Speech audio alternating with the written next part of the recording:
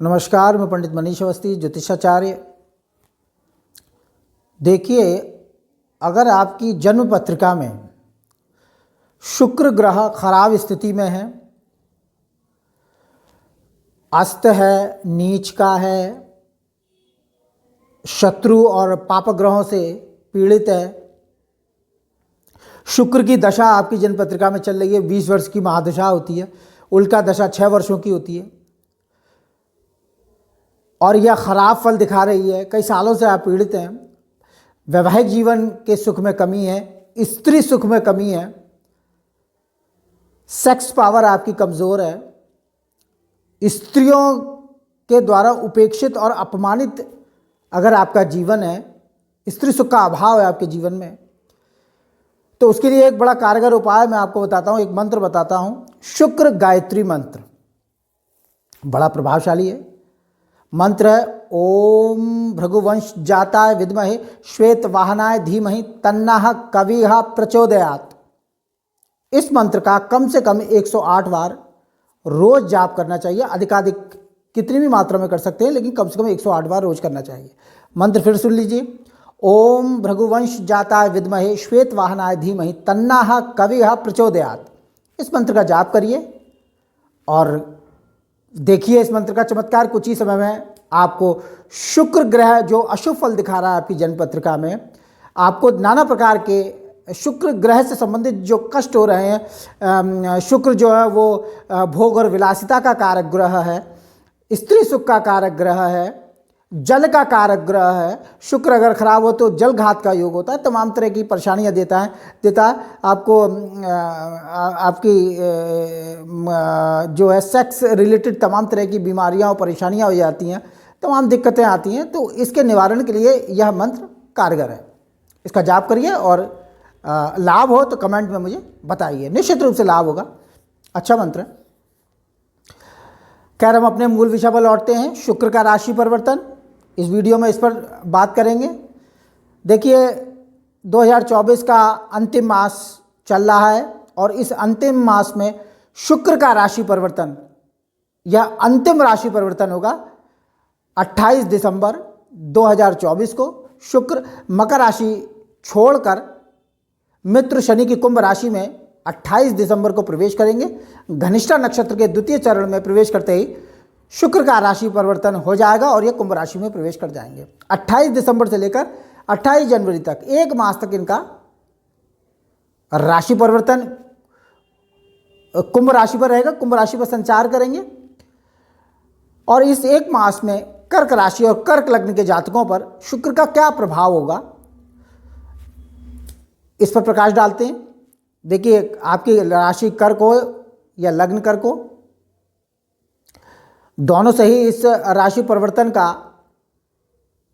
प्रभाव आएगा, पड़ेगा, निश्चित रूप से पड़ेगा। क्या प्रभाव होगा वो देख लेते हैं। देखिए, कर्क राशि या कर्क लग्न से शुक्र चतुर्थेश और लाभेश होता है, यानी सुखेश और लाभेश होकर शुक्र राशि और लग्न से अष्टम स्थान में गोचर करेगा, मृत्यु स्थान में इसका गोचर होगा। देखिए, किसी भी भाव का स्वामी अगर राशि या लग्न से छठे, 8वें या 12वें गोचर से जाता है तो थोड़ा सा नुकसान करता है, परंतु इसके कुछ अपवाद भी हैं। वो ये है कि छठे भाव में गर्म ग्रह हो, सूर्य हो, शनि हो, मंगल हो, राहु हो, केतु हो, इनका गोचर अच्छा फल दिखाता है। ये त्रिक स्थान है, फिर भी जन्म पत्रिका में छठे भाव में गर्म ग्रहों का बैठना, गर्म ग्रह मैंने सूर्य, शनि, राहु, केतु, मंगल आदि छठे भाव में बैठे हों तो शक्ति प्रदायक होते हैं, रोग ऋण और शत्रु पर नियंत्रण करते हैं, शत्रु पर विजय प्राप्त होती है। इसी प्रकार से अष्टम स्थान में शुक्र का गोचर अच्छा होता है। अष्टम और द्वादश भाव में शुक्र के गोचर की विद्वानों ने प्रशंसा की है, अच्छा माना जाता है। परंतु फिर भी लग्न और राशि से सुखेश और लाभेश होकर शुक्र अगर अष्टम गोचर करेंगे तो न्यूनाधिक रूप में मातृ स्थान और माता के सुखों में कुछ कमी आएगी, दुख का भान होगा, मातृभूमि से अलहदगी का योग बन सकता है। घरेलू वातावरण में सुख शांति की थोड़ी सी कमी महसूस हो सकती है 28 दिसंबर से लेकर 28 जनवरी तक। और लाभेश अष्टम गोचर करेगा तो आमदनी के मार्ग में कुछ कमी, कष्ट और कठिन परिश्रम का योग होगा। परंतु अष्टम स्थान में शुक्र का गोचर अच्छा फल दिखाता है, तो सुख भाव के सुखों में कमी करेगा और लाभ आमदनी के मार्ग में थोड़ी सी कमी कर सकता है, करेगा। परंतु अष्टम स्थान में गोचर करने से धन, संपदा और स्त्री सुख का लाभ शुक्र देता है।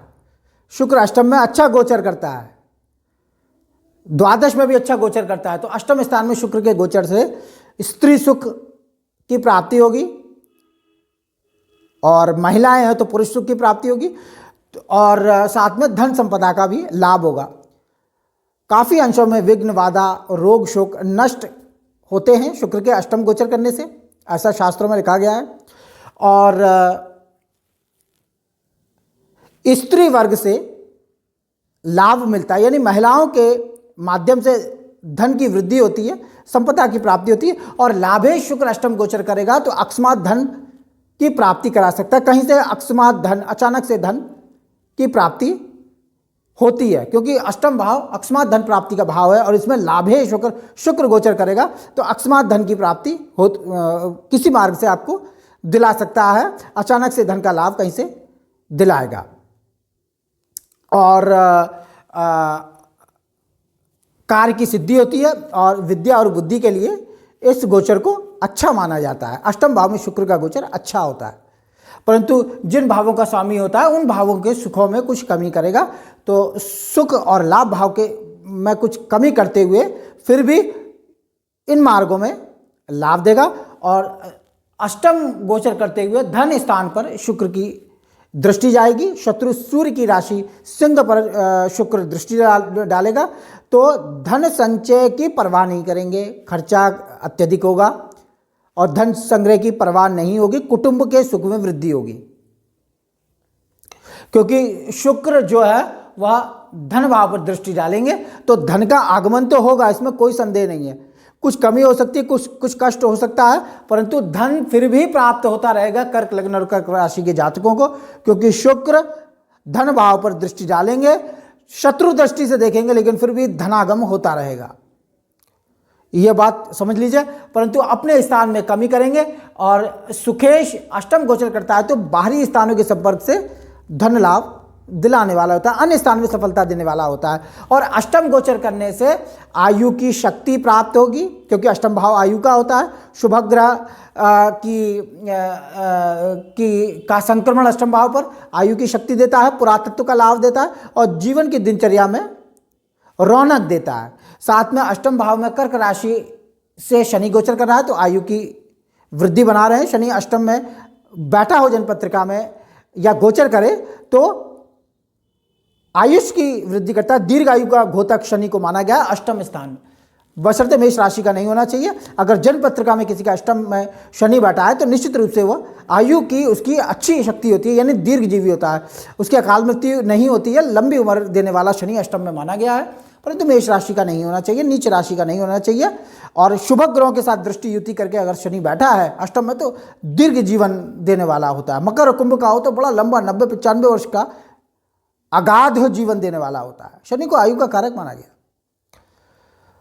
तो शनि और शुक्र की युति अष्टम में होगी तो आयु की शक्ति का लाभ मिलेगा कर्क लग्न और कर्क राशि के जातकों को। दैनिक जीवन का जो भाव होता है अष्टम होता है तो रोजमर्रा की जीवन में रौनक आएगी, धन का लाभ भी देंगे और पुरातत्व का लाभ होगा।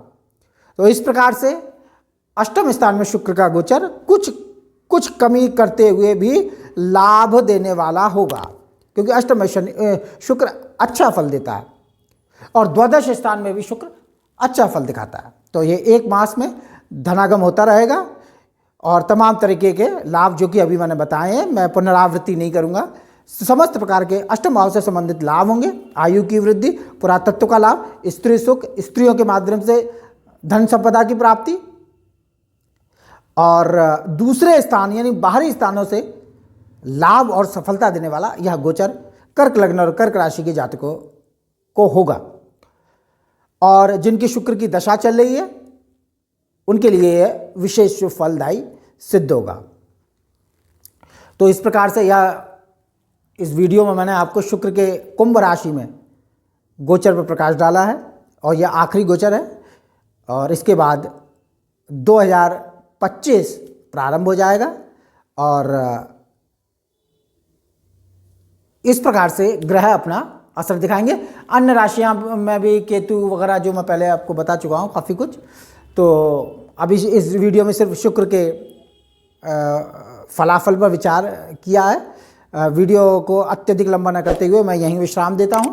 मेरा वीडियो अच्छा लगे इसे लाइक करें, शेयर करें, सब्सक्राइब करें और किसी दूसरे वीडियो में आपके सम्मुख फिर उपस्थिति दर्ज कराऊंगा कोई किसी नई जानकारी के साथ।